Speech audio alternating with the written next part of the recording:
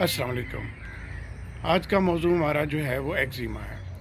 Eczema جو ہے یہ الرجی سے ہونے والا مرض ہے، اور اس کے بہت سے جینیٹک فیکٹرز اور ٹریگر فیکٹرز ہوتے ہیں، اور بہت سے اس کے پیچھے الرجنز ہوتے ہیں جو اس مرض کو پیدا کرتے ہیں۔ تو کامن دیکھنے جانے والے ایگزیما میں ایٹوپک ایگزیما، سیبورک ایگزیما، یہ بہت کامن ہے۔ ڈس ہائیڈریٹک ایگزیما بھی بہت زیادہ دیکھا جاتا ہے۔ جو ایٹوپک ایگزیما ہے یہ چھوٹی عمر میں بچوں میں مختلف جینیٹک فیکٹرز اور ٹریگر فیکٹرز کی وجہ سے پایا جاتا ہے۔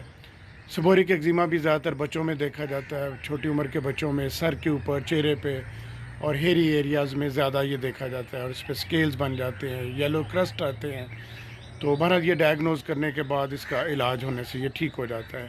ڈس ہائیڈریٹک ایگزیما زیادہ تر ہاتھوں اور پاؤں میں چھوٹے چھوٹے ببلز جو پانی کے بھرے ہوئے فلوئڈس کی طرح ہوتے ہیں، اور ریڈنس اور یہ بہت پینفل اور ایچنگ اس میں ہوتی ہے، اور